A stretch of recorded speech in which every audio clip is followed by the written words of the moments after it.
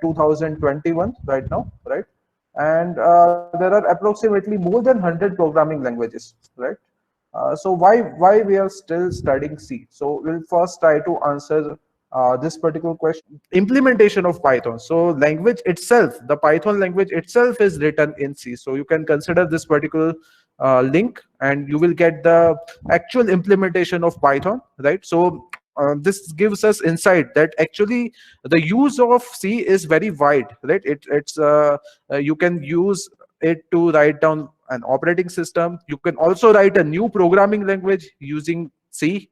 That you can also consider compilers, right? So compiler is again one program. The task of compiler is to convert your high level language to low level machine language. So this compilers are itself again, if you consider C compiler, then it's written in again C programming language. Start with Microsoft Windows, then again most of the parts of it are written in C. Then we can talk about Linux, we can talk about Unix, then we can talk about Mac operating system, then we can talk about Android or Windows or iOS. Kernel is again written in C. We can talk about databases like Oracle, MySQL Server, right? They all are written in C.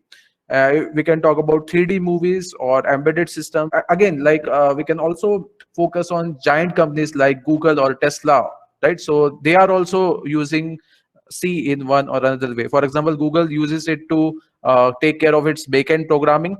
Same with YouTube and the Tesla, right? So all of you are aware about this particular brand, right? So their computers are tested in Python, but finally for the fast implementation, the code is again translated back to C, right? The SpaceX is also doing the same thing, right? We are focusing on all the elements, all the sections of a particular C program which can be present. So that means we are talking about superset here, right? हम ऐसा समझ रहे हैं अभी कि let's assume all the things are present in my program. तो उसमें कितने कितने sections हो सकते हैं? Not all the sections are mandatory. Only mandatory section is your main program. But this is the most critical segment of your program. Each C program must have this main function, and main function has two parts. The first part is declaration part, and second part is executable part. So let's say we want to print this simple message hello world on the screen. So for this particular purpose, we'll use the inbuilt function of C. The name of the function is printf.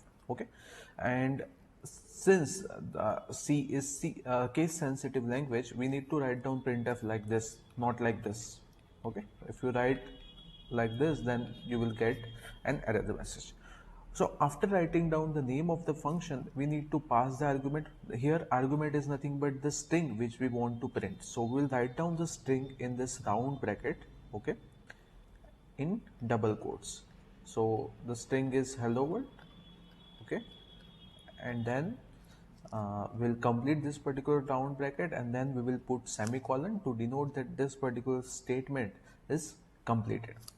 And in order to distinguish between what is supposed to be print, right, this part, and the name of the function, right, we put this round brackets, okay, so that the compiler can distinguish between function name and arguments, okay. But this statement is not sufficient to get our desired output. Since C is procedure oriented language, instructions which we write in C program are divided into small units, and these small units are known as nothing but functions, right? And by default, whatever program we write, irrespective of its objective, we must mention at least one function in our C program, right? So at least one function is mandatory, right? And the name of that particular function is main, right? So we must write down this particular main function, okay. So before I talk more about main function, let's talk about mathematical functions. So let's say I want to add two numbers. For that, let's say I have one function add. then just this function name is not sufficient. I must also tell which type of inputs will be taken by this particular function. So let's say I want to add two integers like this 5 comma 3, then I need to mention this, right? And finally after addition I am sure that the final answer will be 8, right? So similarly here, whenever I'm defining any function, I must also mention about arguments, whether I'm passing any data to this particular function or not. So for with respect to main function, we are not going to pass any data, so we won't write anything inside this particular round brackets. Okay. Now the next thing is here I'm sure that after adding 5 and 3 I will get this particular number as answer 8. It may possible that depending upon my implementation I may get answer like this 8.0. Mathematically both of them are same, but if we talk in terms of C programming then they are different, because this is integer number and this is real number, and the space required in computer to store these two numbers will be different. So in other words, we should be sure whenever we are defining any function which type of values we will get at the end of execution of that particular function. That is nothing but return type of the function, right? This return type is important because because of this particular reason, right? No memory, right? So here again with respect to our main function, don't want to return anything, so that means we won't return anything, so therefore we will write down void. We are not passing any data, therefore we don't expect anything in return, so therefore we write down void here. Okay, now we'll put this opening bracket and closing bracket, and we'll write down our purpose or our instruction which we have just mentioned here, right? Printf in double quotation hello world, right? And then semicolon. So whatever we write within this particular main function must end with semicolon, right? And we don't need to mention semicolon here after this particular main function, or even after closing this particular last closing bracket. Okay, so now we will see the actual program.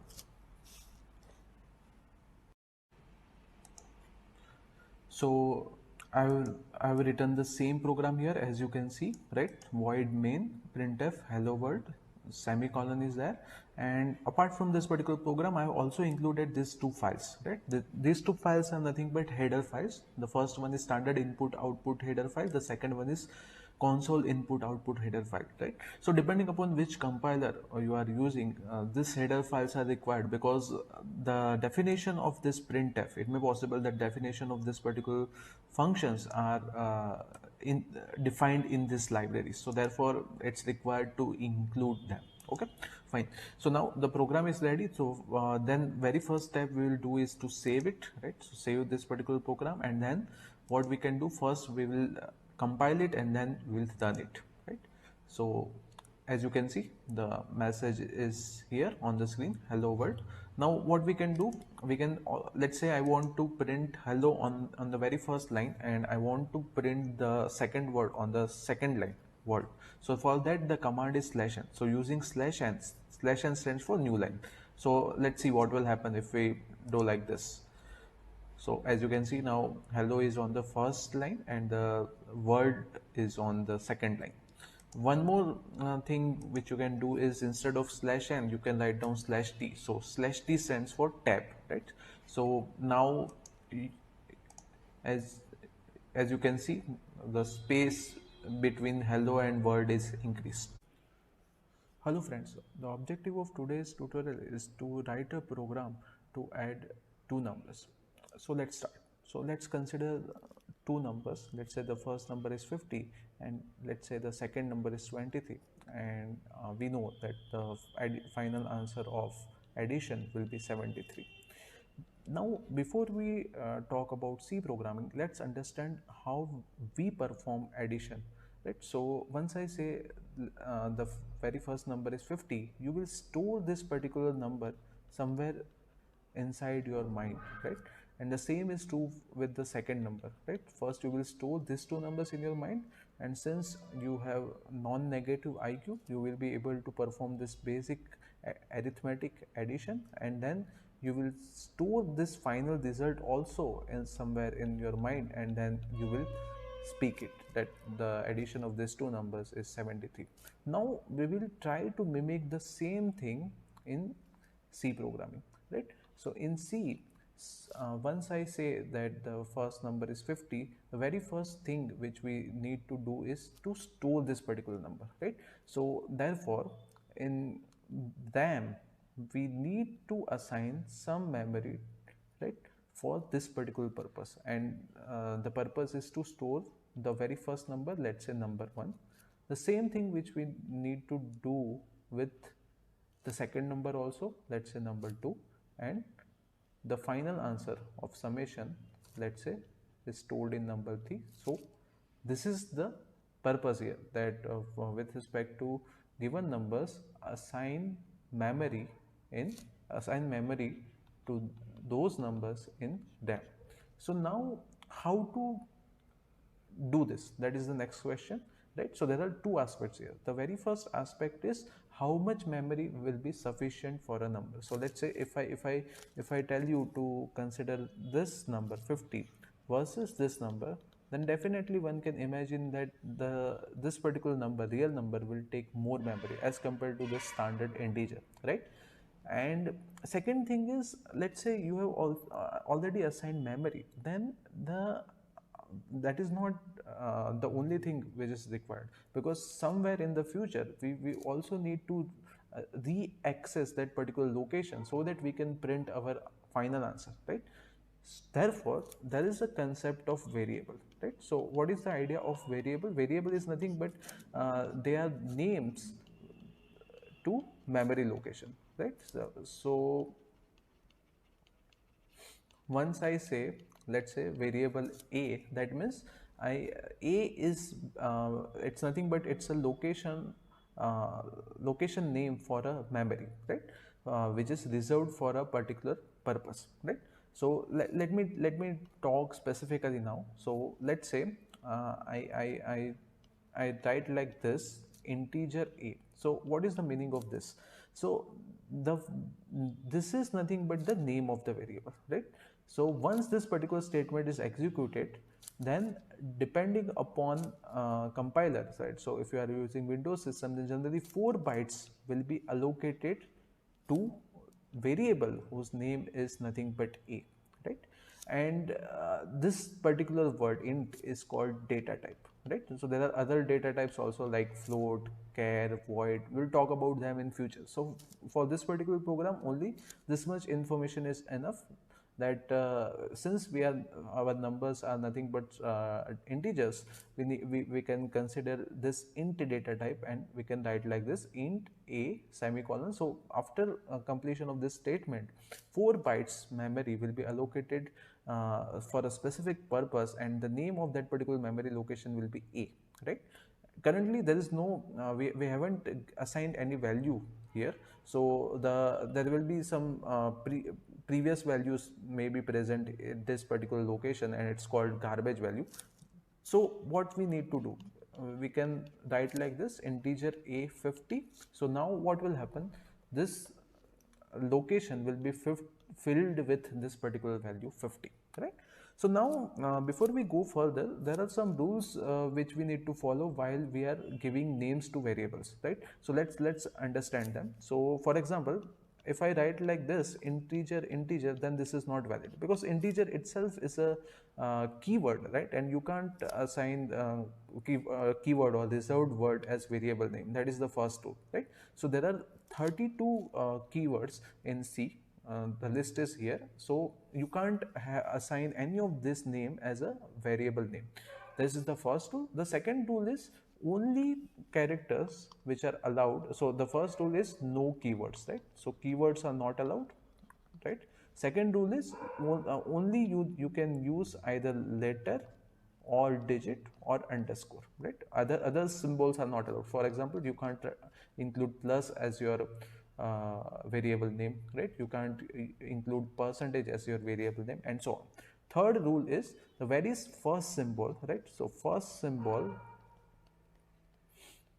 right, must be letter or underscore. You can't start your variable name with digits. So for example, if I write like this, integer 9 a, then it's invalid because you are starting with 9, which is not allowed, right? So this rules you need to keep in your mind whenever you are talking about variables, right? So try to give meaningful names. Okay, so now again let's come back to our original objective. Our objective is to add two numbers, and let's say my first number is 50, my second number is 23, and I want to add these two numbers and get this as my answer. So the very first thing which I need to do is I need to assign space, right? I need to allocate space in them for these three numbers. So let's do it by writing it down formally. So first we can do like this: integer a, integer b, integer c. So now I have assigned space in memory to this three variables. I have declared them. This is called declaration statement, data declaration statement, right? But now this is of no use because currently a doesn't have any value, b doesn't have any value, c doesn't have any value. So we must assign some values. So instead of doing like this, what we should do is we should also assign values simultaneously. So what we can do: integer a is 50, b is 23, and c doesn't have any value so far, right? So it will be like this: 50, 23, fine. And now we'll say in C we want a plus b. So assign a plus b to c, right? So after this particular statement, 73 will come here, but we are not done yet because this addition is performed, but what is the use of it if we can't print it, right? So somehow we need to use printf here one more time. But if I write like this, then on the output screen c will appear, right? But I don't want c, I am interested in value of c. So for that particular purpose, there is a concept of format specifier, right? So what is format specifier? There are several format specifiers like %d, %f, %c. Depending upon which depending upon your variable time, you need to use this format specifier. So here, since I am using integer type of data, I need to use %d, right? So what I can write here, I can write like this. Instead of this, I can write like this: printf %d, and then I need to mention which value I want to print, right? So with variable whose value I want to print, that I need to mention now, right? So I can write c here, right? And that's it, I'm done. So this is the main portion of my program. Inside main, I need to write down these three instructions, and then I'm done. So here again, the ordering is very much important. If I start with this c is equal to a plus b, and then if I define ABC, then it's of no use because then the compiler won't assign memory to them, and it's directly trying to execute this particular statement. So you will get an error statement. Make it more concrete. Instead of A and B, let's say I want to print values of A and B. So what I can do, instead of A, I can write %d. Instead of B, I can write %d. And now I need to mention three variables instead of one: A, B, and C. So now let's check. So as you can see, now sum of 50 and 23 is 73. Here, instead of taking values like this, let's say a is equal to 50, b is equal to 23, we will take values from the user, and then for the given values, we will perform this particular addition operation. We want some input mechanism which can take values from user and store those values in variables so that we can use them in future. So for that particular purpose, just like printf, we have one more predefined function. The name of that particular function is nothing but scanf. So now, before we go further, let's understand the syntax of scanf as well as which tasks will be performed by this particular scanf function. Let's understand. So very first task which scanf performs is take data, take input data, right, from user, right? So here again we are talking about standard input output. So input will be considered from keyboard, right? Input will be taken from the keyboard, right? At the same time, whenever you are inserting input, whenever the user gives input, the same input will be also displayed on the screen, right? So it's just like whenever you are dialing a particular phone number, the same phone number will also appear on your phone screen, right? So in similar manner, whatever you are giving as input data, the same data will be also displayed simultaneously on the screen. And the third and the most important task is to store the input data in variables, right? So these three tasks are performed by scanf function, right? And its syntax is very simple. So again, we need to use format specifier here, because again, in some sense, we need to make sure that the depending upon the type of the variable, the similar type of data is inserted by the user. Where, for example, if variable is defined, let's say variable is of type integer, then definitely the data must come in integer format. So therefore we will use format specifier, right? So we have already discussed some format specifiers like %d for integer, %f for float data, %c for character type of data, and so on, right? So format specifier, and then we must mention what is the address of the variable, right? So now why address? Not because somehow we need to say that whatever data a user is giving as input, let's say user have inserted 8 as input, then we need to store this particular 8 at location of some variable. Let's say our variable is 8, then we must give address of that particular variable, right? Address of a, so that 8 can be stored at that particular location, right? So if I just write a, right, then it's value of variable. And if we write like this address operator and then a, then it will give us address of that particular variable, right? So this will become more clear when we talk about pointers in future, right? So make sure you differentiate between these two, printf as well as scanf, and when you are supposed to use just variable name and when you are supposed to use address of that particular variable, right? So this part must be clear. So now let's try to modify our program now. So now if we consider our existing code, right? So this is our one can say significant aspect of our existing code. So now let's try to revise it, right? Okay, so now the very first thing which we need to do is, now we won't give values like this because we want to take values from the user. So instead of this, we will just declare this variables a, b, c, right? And now somehow we will use this scanf function. So we'll say that let's take value of type integer and store it in variable a. Then will take value of type integer. So again, format specifier is %d and store at location of b.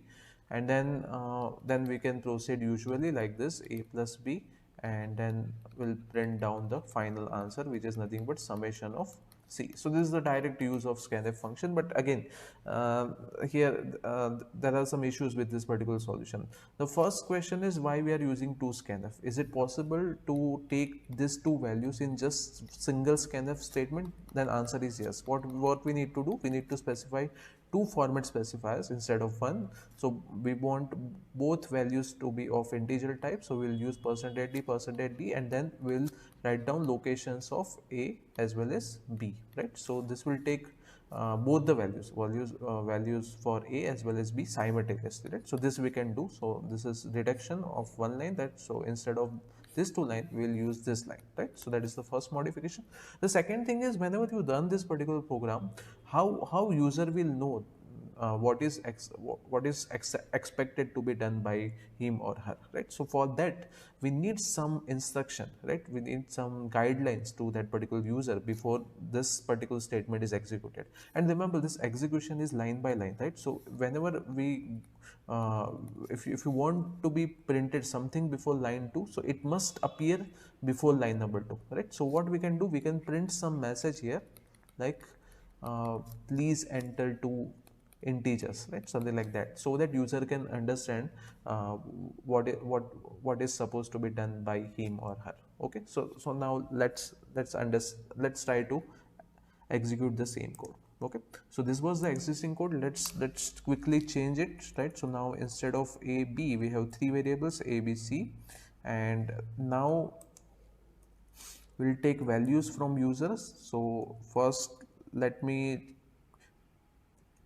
quickly demonstrate the use of scanf, then we will modify it to. Okay, so here we need to write format specifiers for A as well as B. So we'll write like this, and then we need to mention address of A, that is the first variable, and then address of B, which is nothing but the second variable. Again, all the statements of main must end with semicolon, so we'll put semicolon here, and then we will write down the simple logic of addition, which is nothing but C is equal to A plus B, and now sum of A and B is nothing but whatever we are getting as the answer. So let's execute this. Well, before that, let's save it. Okay, and now let's check.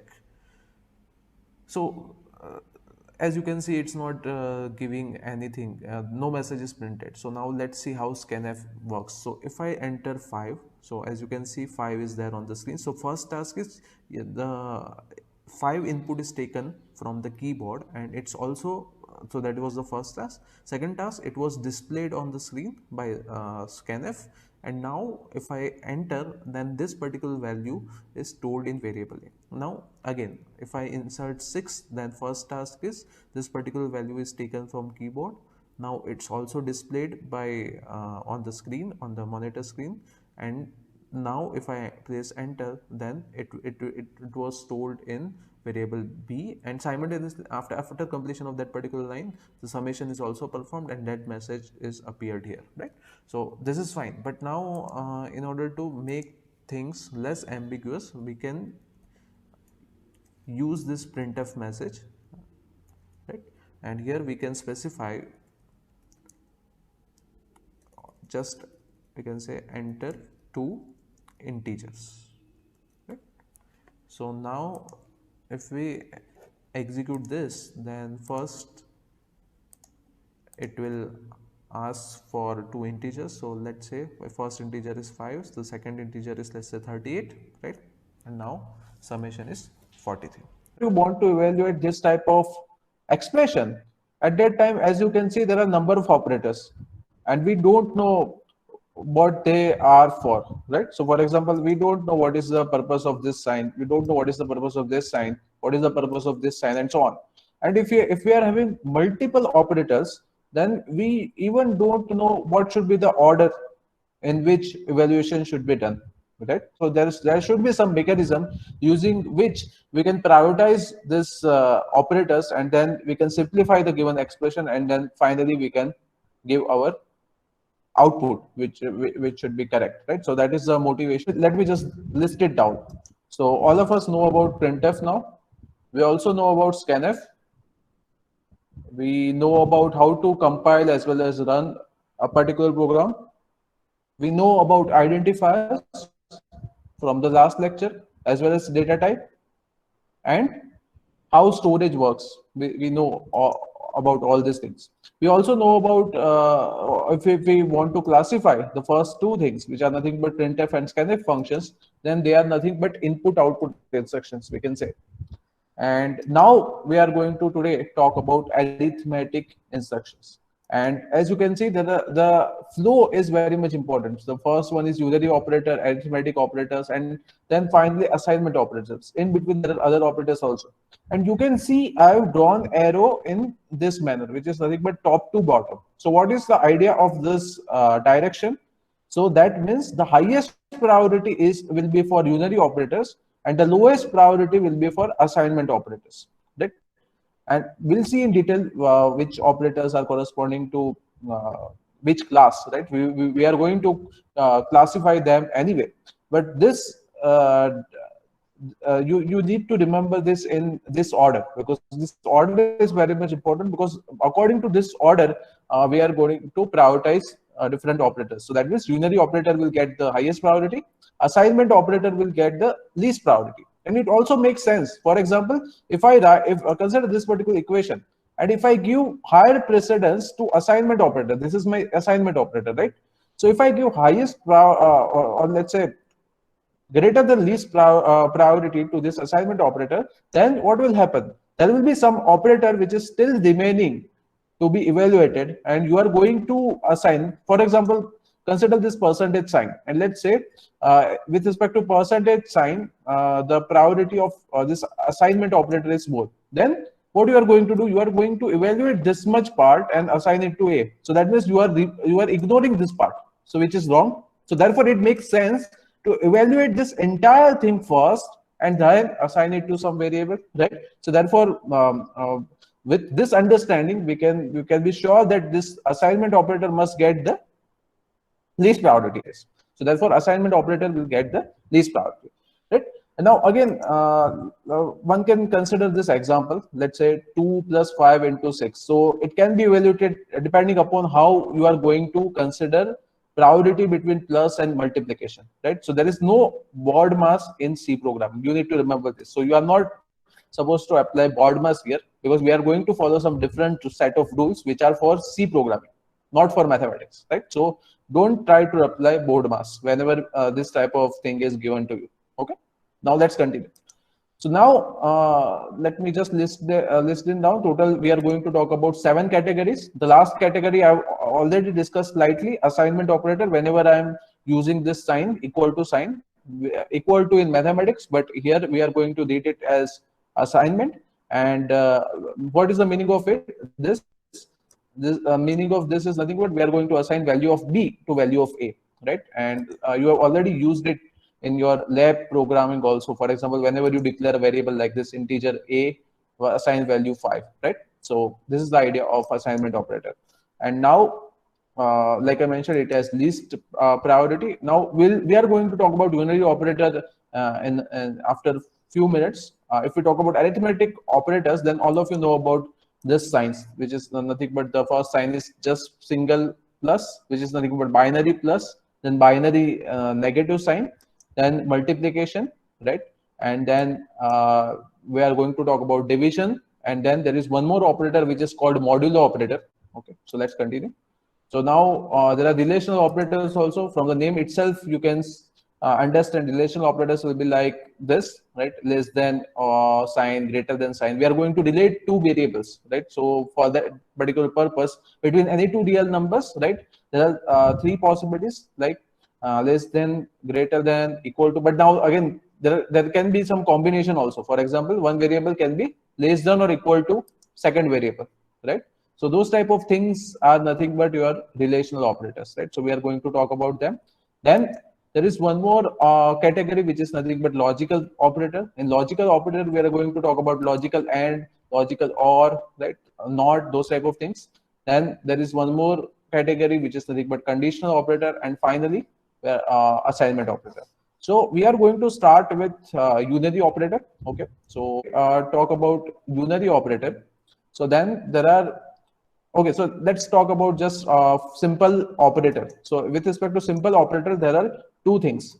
If I write like this, A plus B, then plus is nothing but my operator, and A and B are nothing but operands. So I will say this plus is nothing but binary operator, because 2 operands are required for them.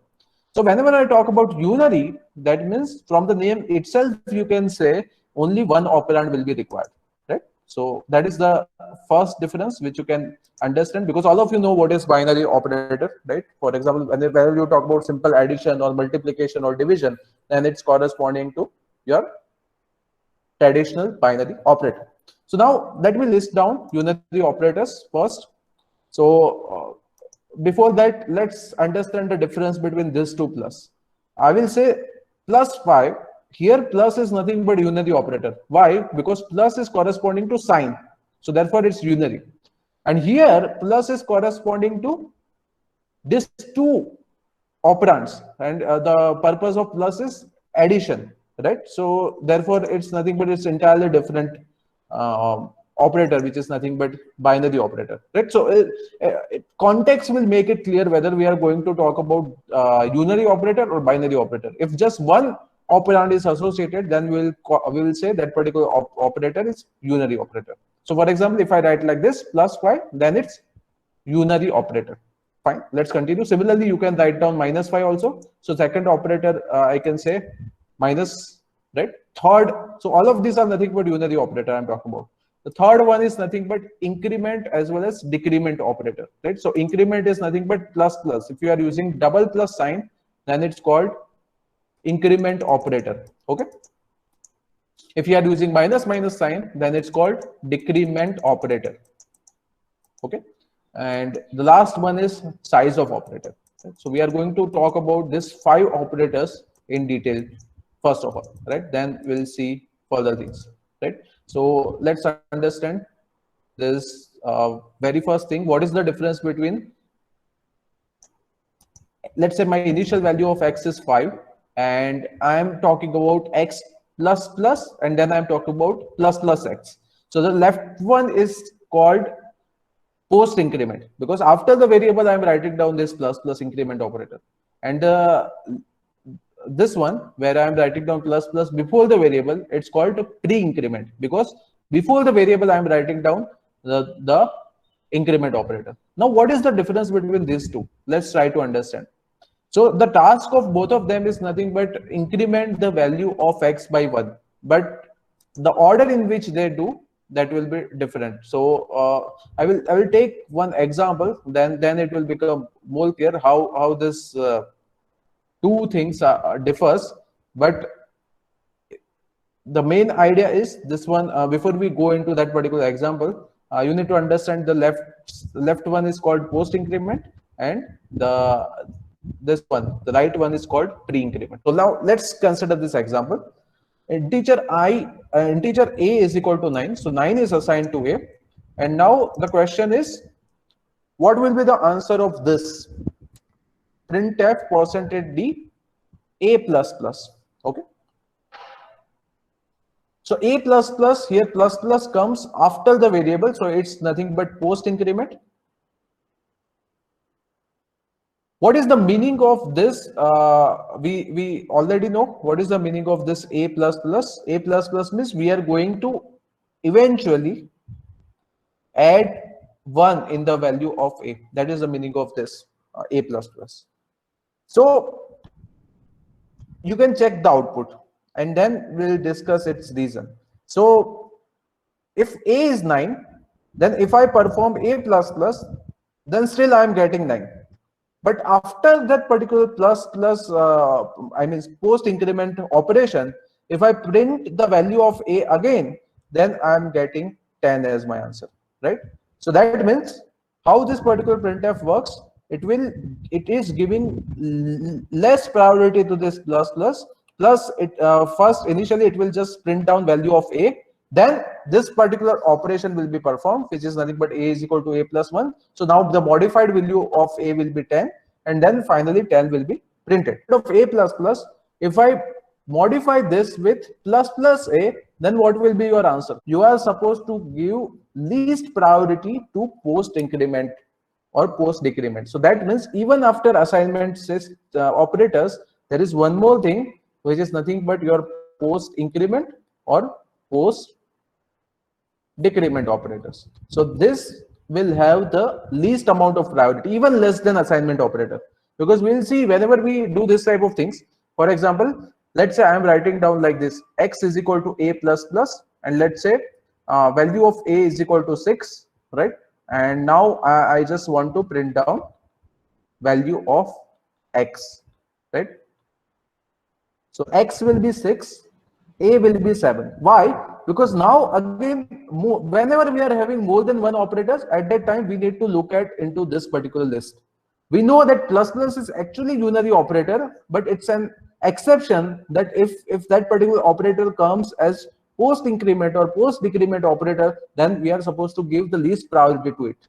So that means now these two are, the competition is between these two operators. The first operator is my assignment operator, and second operator is my post increment operator. So if we compare priority of these two, then arrow goes downwards, then we know priority of assignment is more than priority of this post increment. So definitely I will first execute this assignment operator, and I will assign value of a to x, right? So therefore value of x is nothing but 6 at this particular point.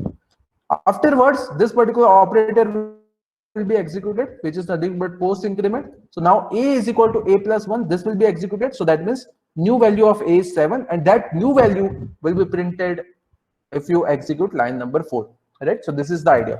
So this is the difference between pre and post increment operators. The same thing is true with respect to decrement also. So for example, instead of this plus plus, if I write down minus minus, then what will happen? Can you tell me? And I am just printing down value of X and value of A.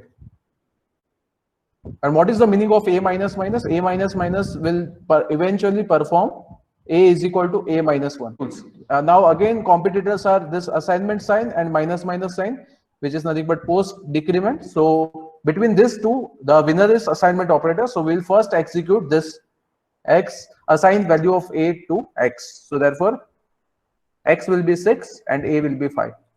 Now let me consider the next case where instead of this, I am assigning values like this. Let's say X is equal to minus minus A. In this particular case, what will happen?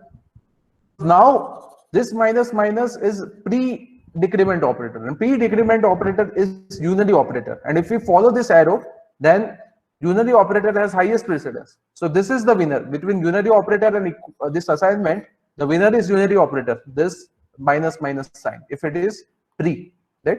So therefore, in this particular case, it's pre-decrement. So first we'll execute this minus minus sign, which is nothing but pre-decrement operator, and value of A will be decreased by 1. So the new value of A is 5, and that value will be assigned to X now, because now the second operator is nothing but this assignment. So 5 will be assigned to X. So we'll print down 5 first, and then modified value of A, which is nothing but 5 again, right? So these 4 cases are important. Same thing you can do with respect to pre-increment also. So for example, if I write like this, then what will happen? Can you tell me? Now I have pre-increment operator. So task of pre-increment is to perform this. So what will be the output? 7 7. 7 7.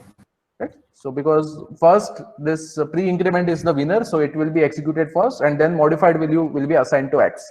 Right? So both the values will be 7.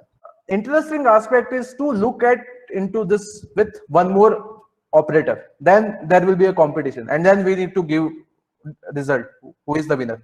So if competition is between pre-increment or pre-decrement with assignment operator or any other operator, then pre-increment or pre-decrement operators are winners.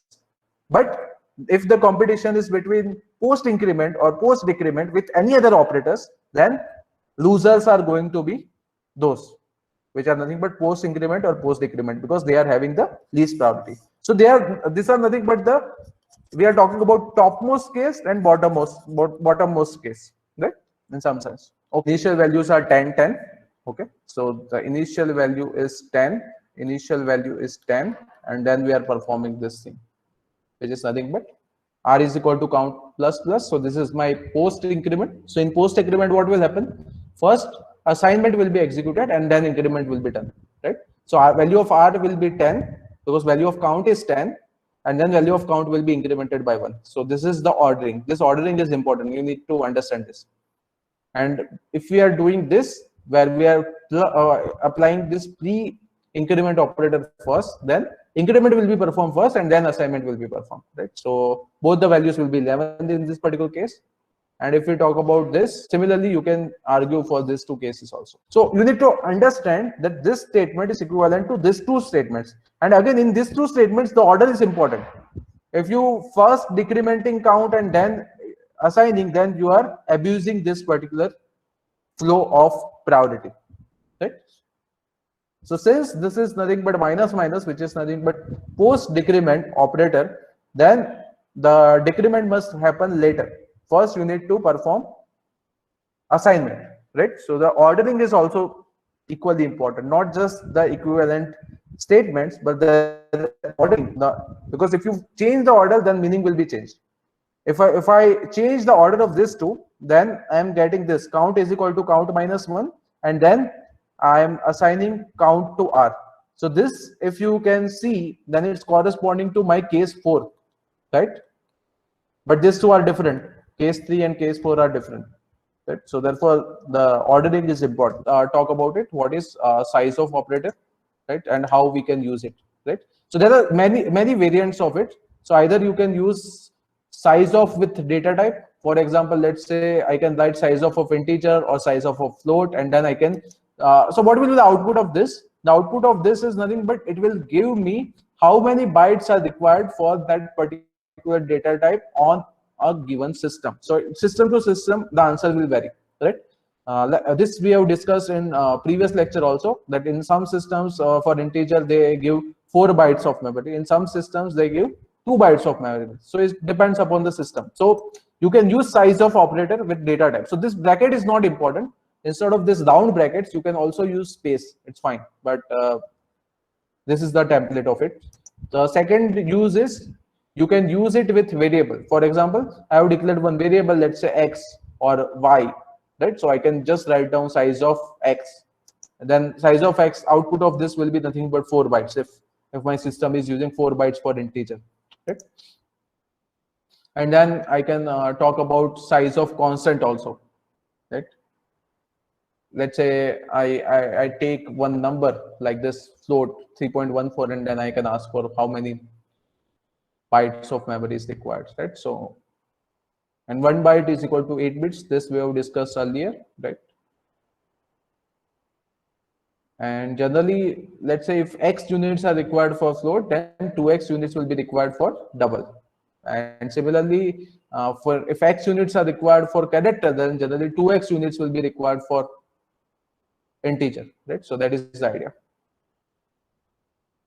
Okay. Fine. So let's quickly check one of the program. Let's say here what I have done, I have declared one variable of type double, and I'm assigning. Okay, so let me erase this. B is not required. So initial value of A is garbage. Initial value of C is garbage. But now I'm not interested in value. I'm just interested in after line number 4. We are sure that the required memory is already allocated by the compiler for this particular variable C. So we are interested in just finding out how many bytes are allocated to this particular variable C, right? So therefore we have saved, we have called this particular size of operator, and then we have passed C as an argument, and we have stored its output in variable A, right? And then we are going to just print down value of A.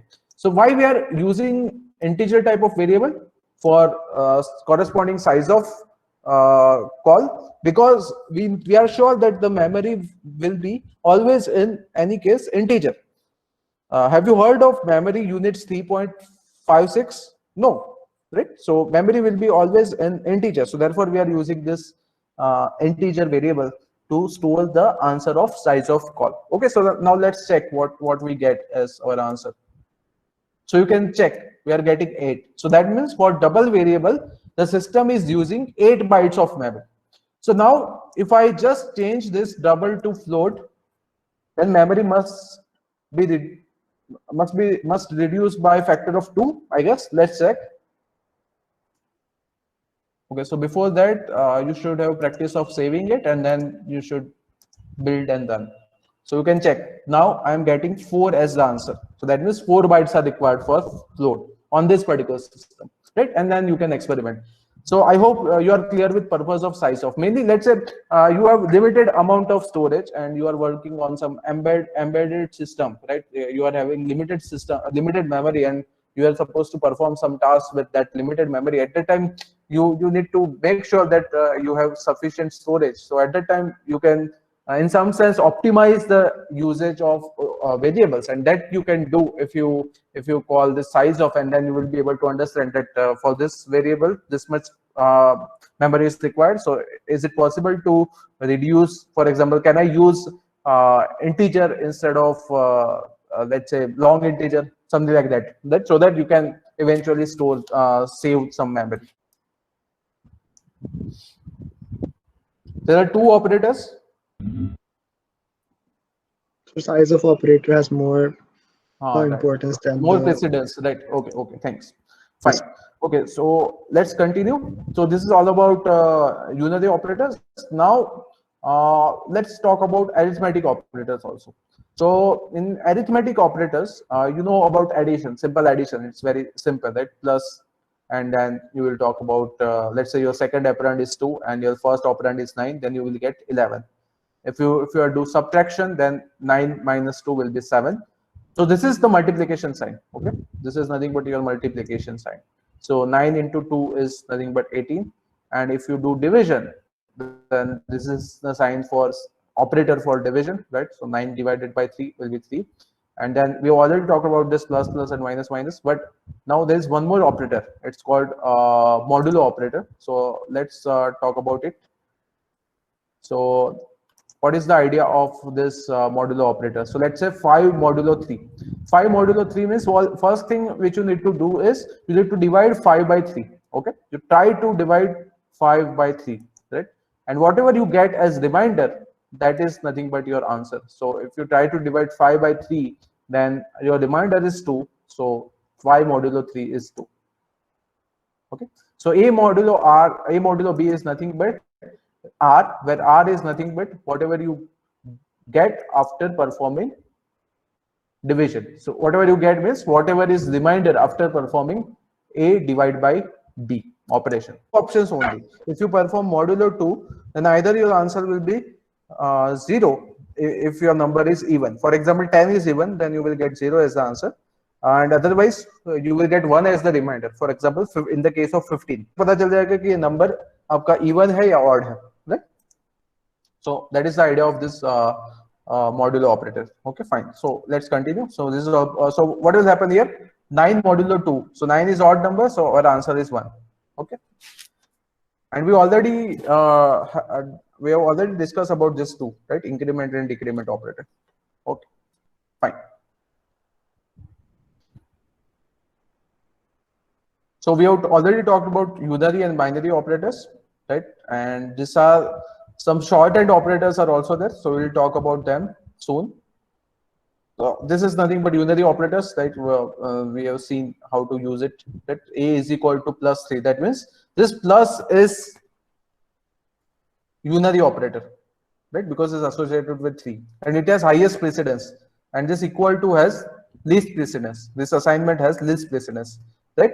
So between the word of this two, that the winner is this sign, right? So first this will be executed and then this assignment will be executed. And similarly here, right? This minus is nothing but unary operator. Unary operator has higher precedence over assignment operator. We have already seen about this two in detail. Okay.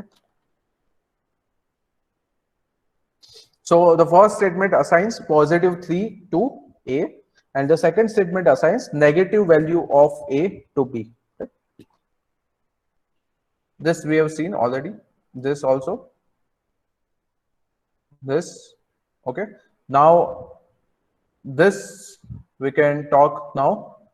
Again, addition, subtraction, multiplication, division, and modulo. Right.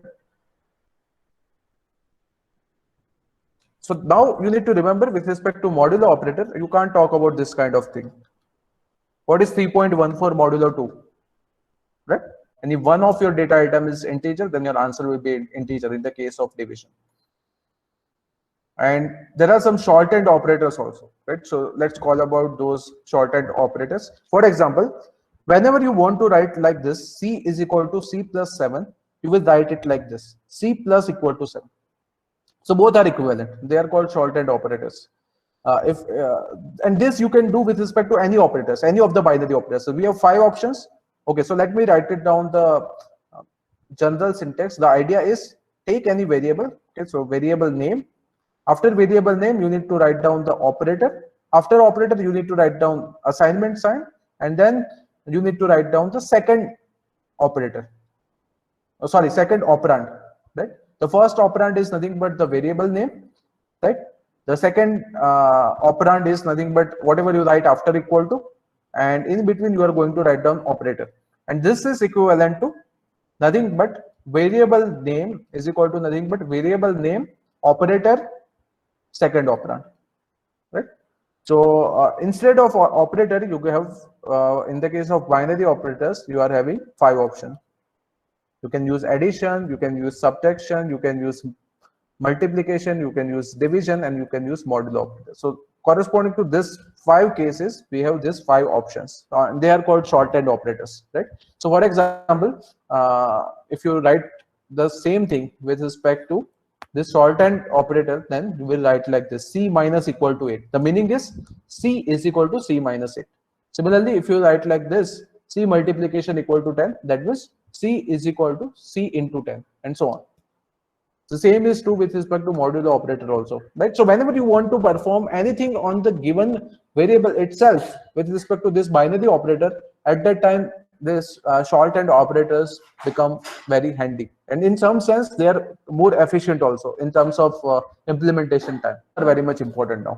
So before unary also there is one thing which is nothing but brackets. So if you are having brackets, then they are going to have the highest priority.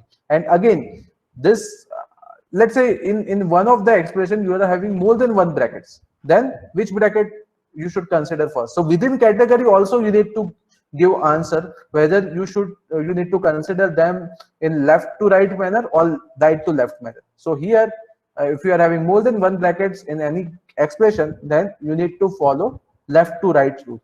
Okay, fine. Similarly, with respect to unary operator, the rule is different. As you can notice, the rule says right to left. So that means let me give you one example. Let's say I am writing down like this: a assigned 5 plus plus, then I'm writing down, let's say, 3 minus minus, and then let's say I'm writing down 7 plus plus, right? Suppose this is written, then the rule says, so here you can say there are more than one unary operators. So therefore we need to look for this kind of rule, right? Within a category, if you are having more than one options, then again there is a competition. So now there is a competition between this plus plus, this middle minus minus, and this last plus plus. So in that particular case, the winner is last plus plus. So you need to execute this one first, then you need to execute this, and then so on, right? So you need to be careful whenever you are having more than one options. At that time, with respect to unary operators, the precedence says go right to left. With respect to this traditional multiplication, division, and modulo. So now the next winner is, after unary, the winner is this three. These three are winners: multiplication, division, and modulo. They are having higher priority as compared to plus and minus. So, and again, here the precedence says if you are having more than, okay, so let me change this. Let's say I am having multiplication sign as well as modulo sign and division sign. Then how to evaluate the given expression? Let's say a is equal to a assignment sign. Okay, let me read it. Okay, a assignment sign, let's say, and then I am saying b into 5 into c divide by d, right, plus e minus f. If this is the expression, then there are how many operators? First operator is assignment, second operator is this multiplication, third operator is this division, then plus, then minus. So we know this assignment has the lowest priority, so we'll keep it aside, so ignore it as of now. Now among this, the winner is multiplication and division, and if we are having more than one multiplication as well as division, then we need to follow left to right. So first we will execute this multiplication, then we will execute this multiplication, then we will execute this division, then we will execute this plus sign, because again plus and minus are having same priority, but again the order is left to right. So we'll execute this plus, and then finally we'll execute this minus, and after that we'll execute this assignment which has the highest, whatever we get as the answer, that will be assigned to a. So this rule will work like this, right? So this is the idea, and after this the priority is for these operators, which are nothing but shorthand operators, right? So they are having a simple assignment, then if you write down plus, then assignment, then if you write minus, then assignment, and so on. So now let me ask you one question: what is the difference between this plus equal to and equal to plus one, right? Because this plus is corresponding to unary operator, right? So unary operator is higher precedence, as you can see it. The unary operators are at number 2, whereas this operator, which is nothing but plus equal to, right, has lowest precedence, right, with respect to this binary operators so far which we have seen, right? So this is the idea.